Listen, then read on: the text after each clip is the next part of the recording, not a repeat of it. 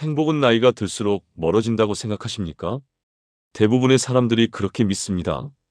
젊음이 사라지면 기회도 사라지고 건강이 약해지면 기쁨도 함께 시든다고 말이죠.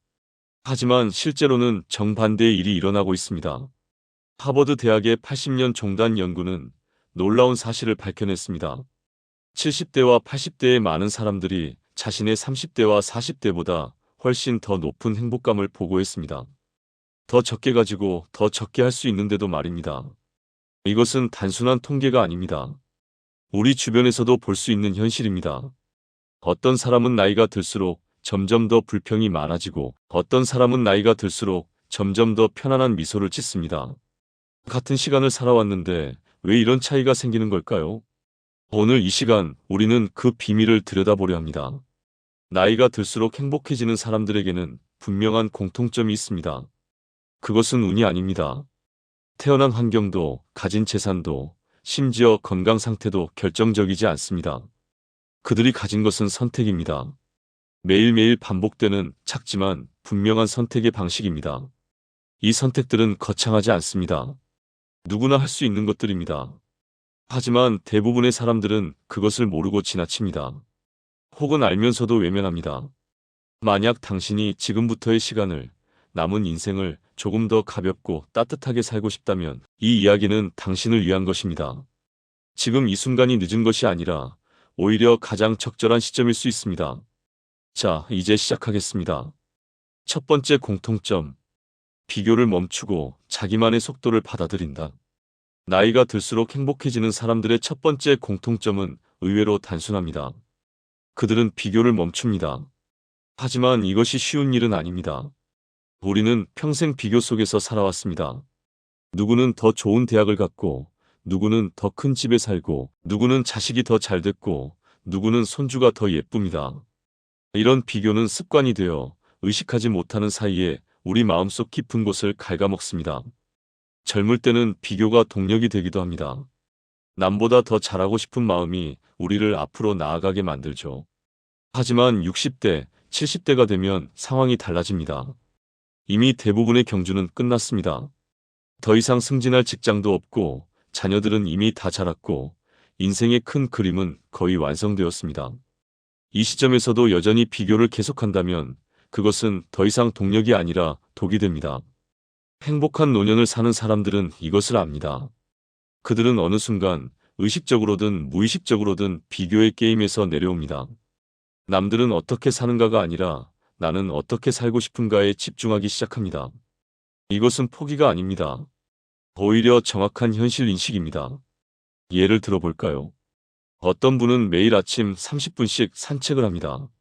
그런데 공원에서 자기보다 나이 많은 어르신이 빠르게 걷는 모습을 봅니다. 이때 두 가지 반응이 가능합니다.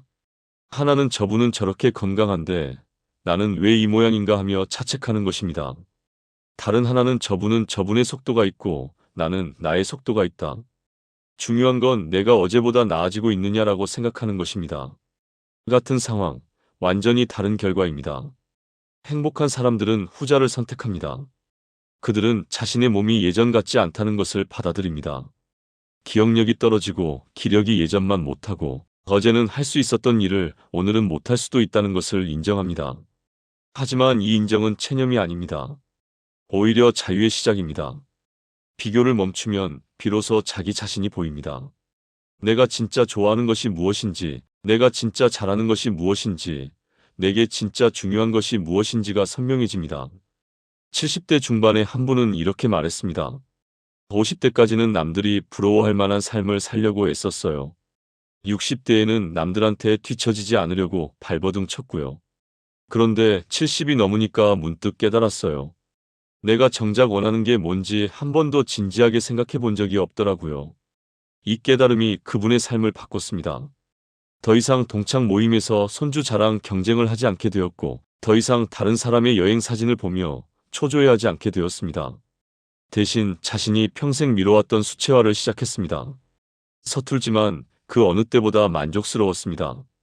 비교를 멈춘다는 것은 세상과의 단절을 의미하지 않습니다.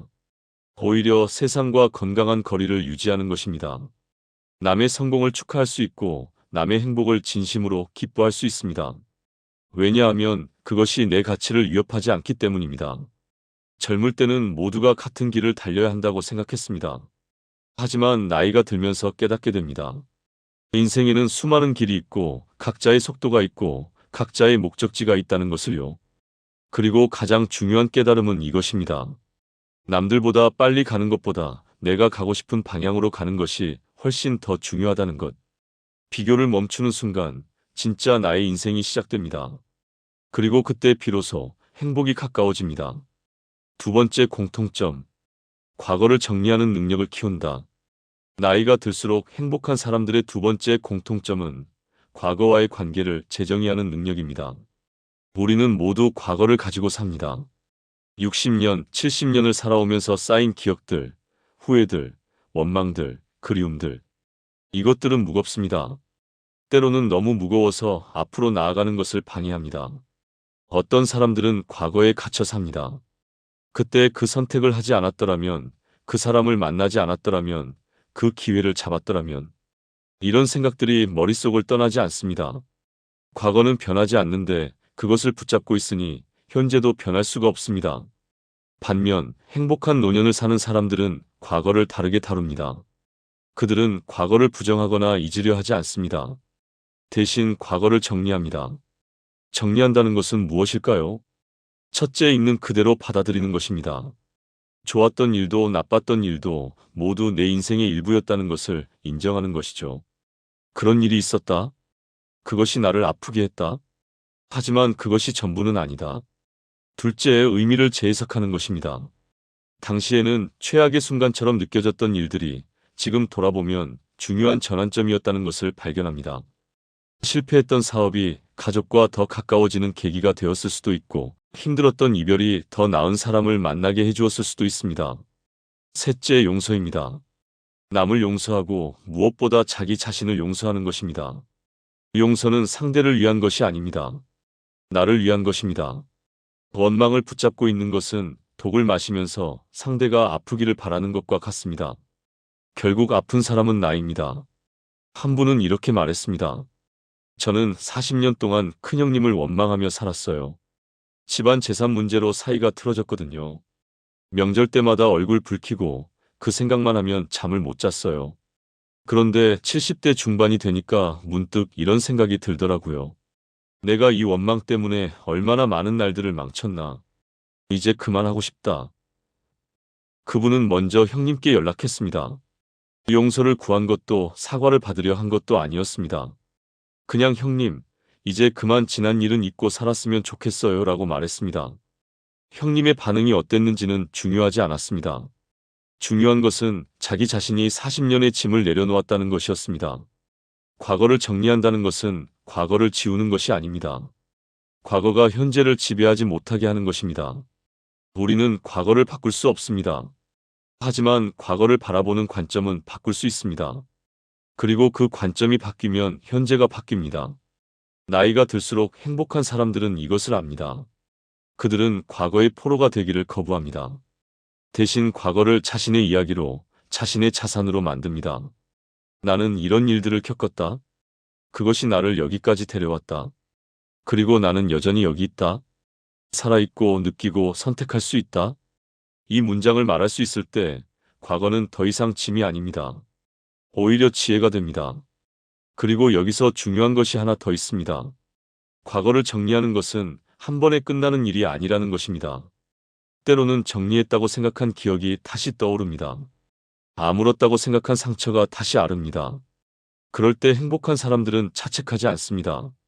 아직도 이걸 못 잊었나 하며 자신을 탓하지 않습니다. 대신 이렇게 생각합니다. 아, 이 기억이 또 찾아왔구나. 괜찮아. 한 번 더 바라보고 또 한 번 내려놓으면 돼. 과거를 정리하는 것은 평생의 과제입니다. 하지만 그것을 계속할 때 우리는 조금씩 더 가벼워집니다. 그리고 가벼워질수록 앞으로 나아가기가 쉬워집니다. 하지만 여기서 끝이 아닙니다. 과거를 정리하는 것만으로는 충분하지 않습니다. 현재를 어떻게 채우느냐가 더 중요합니다. 그리고 그것이 바로 세 번째 공통점으로 이어집니다. 세 번째 공통점. 의미 있는 연결을 우선순위에 둔다. 나이가 들수록 행복한 사람들의 세 번째 공통점은 관계를 양이 아닌 질로 판단한다는 것입니다. 젊을 때는 많은 사람들을 알고 지내는 것이 중요하다고 생각했습니다. 친구도 많고 인맥도 넓고 전화번호부도 두꺼운 것이 성공의 증거처럼 느껴졌죠. 하지만 나이가 들면서 깨닫게 됩니다. 중요한 것은 얼마나 많은 사람을 아느냐가 아니라 얼마나 깊은 연결을 가지고 있느냐는 것을. 하버드 대학의 성인 발달 연구가 80년 동안 밝혀낸 가장 중요한 결론이 하나 있습니다. 우리를 행복하고 건강하게 만드는 것은 좋은 관계다. 돈도 명예도 건강도 아니었습니다. 진심으로 기대고 진심으로 나눌 수 있는 관계였습니다. 행복한 노년을 사는 사람들은 이것을 본능적으로 압니다. 그들은 나이가 들면서 관계를 정리합니다. 에너지를 소모하기만 하는 관계, 의무감만 남은 관계, 서로를 소진시키는 관계에서 벗어납니다. 이것은 냉정함이 아닙니다. 오히려 명확함입니다. 우리에게 주어진 시간과 에너지는 한정되어 있습니다. 특히 나이가 들수록 그렇습니다. 모든 사람을 다 만족시킬 수는 없습니다. 모든 관계를 다 유지할 수도 없습니다. 그렇다면 선택해야 합니다. 어떤 관계에 시간을 쓸 것인가를. 행복한 사람들은 이렇게 자문합니다. 이 사람과 함께 있을 때 나는 더 나은 사람이 되는가? 이 관계는 나에게 에너지를 주는가? 아니면 빼앗아가는가? 우리는 서로를 성장시키는가? 아니면 서로를 끌어내리는가? 그리고 그 답에 따라 결정을 내립니다. 한 분은 이렇게 말했습니다. 70대가 되니까 매달 모이던 친구 모임이 부담스러워졌어요. 만나면 늘 똑같은 이야기. 누가 아프다. 자식들이 어떻다. 세상이 어떻다. 만나고 나면 기분이 무거워지더라고요. 그래서 조용히 모임에서 빠졌어요. 처음엔 미안하고 죄책감도 들었지만 그 시간에 정말 소중한 두세 명의 친구들과 깊은 대화를 나누니까 훨씬 충만했어요. 이것은 이기심이 아닙니다. 자기 보호입니다. 그리고 정직함입니다. 의미 있는 연결이란 무엇일까요? 그것은 반드시 오래된 관계를 의미하지 않습니다. 평생 알고 지낸 사람이라도 더 이상 서로에게 의미가 없을 수 있습니다. 반대로 최근에 만난 사람이라도 깊은 유대감을 나눌 수 있습니다. 의미 있는 연결은 이런 것입니다. 진짜 내 모습을 보여줄 수 있는 관계. 약함을 인정해도 괜찮은 관계. 침묵이 어색하지 않은 관계. 말하지 않아도 이해받는다고 느껴지는 관계. 그리고 놀랍게도 이런 관계는 많을 필요가 없습니다. 단 한 명이라도 충분합니다. 때로는 그 한 명이 배우자일 수도 있고, 오래된 친구일 수도 있고, 자녀일 수도 있고, 심지어 새로 사귄 지인일 수도 있습니다. 중요한 것은 누구인가가 아니라 어떻게 연결되어 있느냐입니다. 나이가 들수록 행복한 사람들은 또 하나의 진실을 압니다. 외로움은 혼자 있어서 생기는 것이 아니라 연결되지 못해서 생긴다는 것을. 수많은 사람들에 둘러싸여 있어도 외로울 수 있습니다. 반대로 혼자 있어도 전혀 외롭지 않을 수 있습니다. 차이는 내가 누군가와 진짜로 연결되어 있다고 느끼느냐에 있습니다. 그래서 행복한 사람들은 관계의 양보다 질에 집중합니다. SNS 친구 수나 연락처 목록보다 진짜 마음을 나눌 수 있는 사람이 있는지에 집중합니다. 그리고 그들은 이것도 압니다. 좋은 관계는 저절로 유지되지 않는다는 것을. 관계에도 노력이 필요합니다. 전화 한 통, 짧은 메시지 하나, 함께 차 한잔 하는 시간. 이런 작은 것들이 관계를 살아있게 합니다. 나이가 들면 새로운 관계를 만들기 어렵다고 생각하기 쉽습니다. 하지만 그것도 편견입니다. 60대, 70대에도 새로운 친구를 사귈 수 있고 새로운 유대를 만들 수 있습니다. 오히려 이 나이에 만난 친구들은 더 순수합니다. 서로에게서 무언가를 얻으려는 계산이 없고 있는 그대로를 받아들이기 때문입니다. 결국 의미 있는 연결은 우리를 혼자가 아니라고 느끼게 합니다. 세상에 나를 이해하는 사람이 있다는 것, 내가 누군가에게 중요한 사람이라는 것, 이것이 우리를 지탱하게 합니다. 그리고 이제까지와는 완전히 다른 관점이 다음 공통점에서 펼쳐집니다. 네 번째 공통점, 완벽을 놓아주고 충분함을 받아들인다. 나이가 들수록 행복한 사람들의 네 번째 공통점은 완벽에 대한 집착을 내려놓는다는 것입니다. 우리는 평생 더 잘해야 한다는 압박 속에서 살아왔습니다. 더 좋은 부모가 되어야 하고, 더 좋은 직장인이 되어야 하고, 더 좋은 자식이 되어야 했습니다. 그 과정에서 충분히 잘하고 있다는 생각을 해본 적이 거의 없습니다. 항상 부족했습니다. 더 노력하면 더 잘할 수 있을 것 같았고, 더 완벽하게 하면 인정받을 것 같았습니다. 하지만 완벽은 끝이 없었습니다. 하나를 이루면 또 다른 목표가 생겼고, 한 가지를 완성하면 또 다른 부족함이 보였습니다. 그런데 나이가 들면서 깨닫게 됩니다. 완벽은 애초에 불가능했다는 것을, 그리고 완벽하지 않아도 괜찮다는 것을. 행복한 노년을 사는 사람들은 충분함이라는 개념을 받아들입니다. 내가 한 것이 완벽하지는 않지만 충분히 좋았다는 것.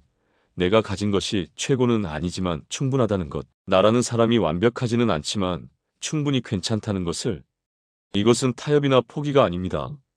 오히려 현실에 대한 깊은 이해입니다. 한 분은 이렇게 말했습니다. 젊었을 때는 자식들에게 완벽한 부모가 되려고 애썼어요. 절대 화내지 않고 항상 이해하고 무조건 지원해주는 부모 말이에요. 그런데 그게 안 되더라고요. 화도 나고 실망도 하고 때로는 지치기도 했어요. 그럴 때마다 자책했죠. 나는 왜 이것밖에 안 되나. 그런데 이제는 알아요. 내가 완벽한 부모는 아니었지만 최선을 다한 부모였다는 것. 그리고 그것으로 충분했다는 것. 충분함을 받아들인다는 것은 노력을 멈추는 것이 아닙니다. 기준을 낮추는 것도 아닙니다. 다만 자신에게 가혹하게 구는 것을 멈추는 것입니다. 우리는 타인의 실수는 쉽게 용서합니다. 그럴 수도 있지. 누구나 실수하잖아. 하지만 자기 자신의 실수에는 가혹합니다. 내가 왜 그랬을까? 좀 더 조심했어야 하는데. 이중잣대입니다. 행복한 사람들은 자기 자신에게도 타인에게 주는 것과 같은 관대함을 베풉니다. 실수했을 때 나도 사람이니까라고 말할 수 있습니다. 부족함을 느낄 때 이 정도면 충분히 잘했어라고 말할 수 있습니다. 특히 나이가 들면서 몸이 예전 같지 않을 때 이 태도가 중요합니다.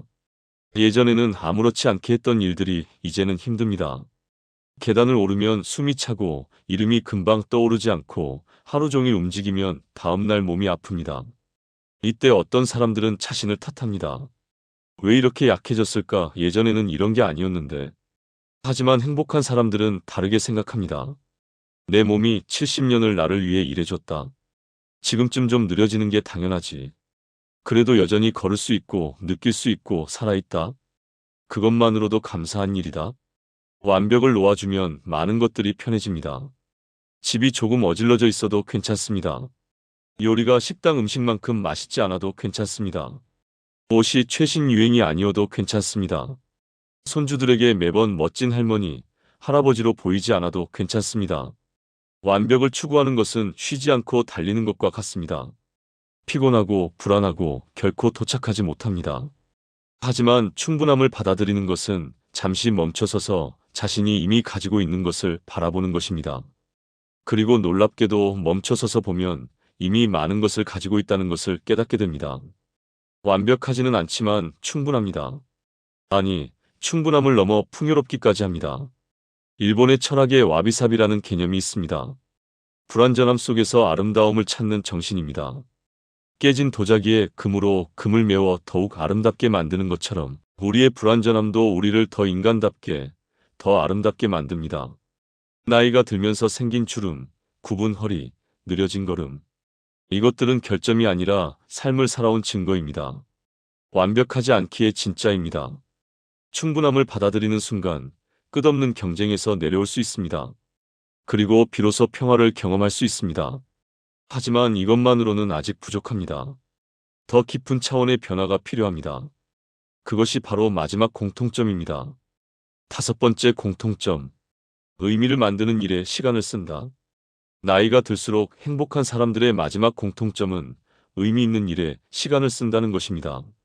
여기서 말하는 의미 있는 일은 거창한 것이 아닙니다. 세상을 바꾸는 일도 많은 사람에게 인정받는 일도 아닙니다. 오히려 아주 작고 개인적이고 조용한 일들입니다. 하지만 그 일들이 내게 이유를 줍니다. 아침에 눈을 떴을 때 오늘은 이걸 해야지 하는 이유, 하루를 보내는 목적, 살아있다는 느낌. 은퇴 후 많은 사람들이 방향을 잃습니다. 평생 직장에서의 역할이 정체성이었는데 그것이 사라지면 갑자기 자신이 누구인지 모르겠다고 합니다. 아침에 일어나도 할 일이 없고 하루가 텅 빈 것 같고 존재의 의미를 찾기 어렵다고 말합니다. 행복한 노년을 사는 사람들은 새로운 의미를 찾아냅니다. 아니, 정확히는 만들어냅니다. 의미는 주어지는 것이 아닙니다. 발견하고 창조하는 것입니다. 한 분은 70대 초반에 동네 도서관에서 자원봉사를 시작했습니다. 일주일에 2번 책을 정리하고 아이들에게 책을 읽어주는 일이었습니다. 돈을 받지도 않고 특별한 대접을 받지도 않았습니다. 하지만 그분은 말했습니다. 그 시간이 제 일주일에서 가장 의미 있는 시간이에요. 아이들의 눈빛에서 제가 여전히 누군가에게 도움이 되는 사람이라는 걸 느껴요. 또 다른 분은 작은 텃밭을 가꿉니다. 토마토, 상추, 고추.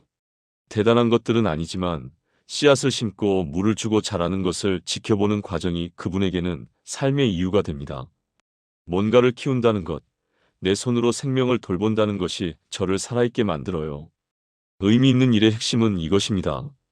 내가 무언가에 기여하고 있다는 느낌, 내 존재가 쓸모 있다는 느낌, 세상 어딘가에 내 흔적을 남기고 있다는 느낌. 심리학자 빅터 프랭클은 이렇게 말했습니다. 삶의 의미를 찾는 사람은 어떤 상황에서도 살아갈 수 있다. 나이가 들수록 행복한 사람들은 이 의미를 다양한 곳에서 찾습니다. 어떤 사람은 손주들과의 시간에서 의미를 찾습니다. 단순히 돌봐주는 것이 아니라 자신의 이야기를 전해주고 삶의 지혜를 나누는 것에서 의미를 발견합니다. 어떤 사람은 배움에서 의미를 찾습니다. 평생 미뤄왔던 악기를 배우고 새로운 언어를 익히고 역사책을 읽습니다.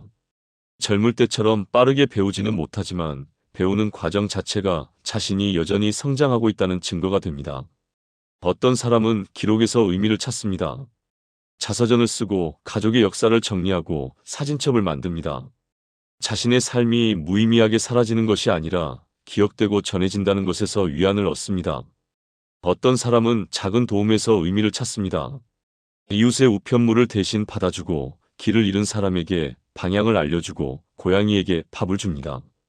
이런 작은 친절들이 쌓여서 나는 여전히 쓸모있는 사람이라는 정체성을 만듭니다. 중요한 것은 무엇을 하느냐가 아니라 그것이 나에게 의미가 있느냐입니다. 남들이 보기에 대단해 보이는 일도 나에게 의미가 없다면 공허합니다. 반대로 남들이 보기에 별것 아닌 일도 나에게 의미가 있다면 충만합니다.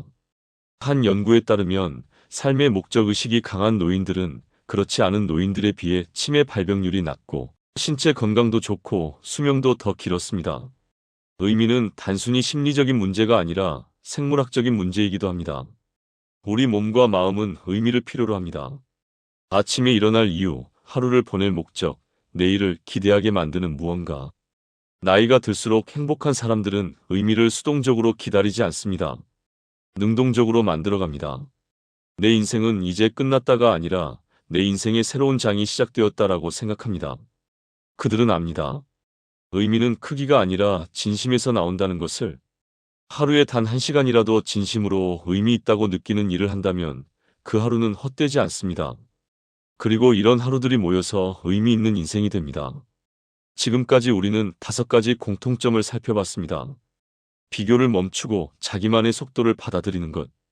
과거를 정리하고 현재에 머무는 것. 의미 있는 연결을 우선순위에 두는 것. 완벽을 놓아주고 충분함을 받아들이는 것.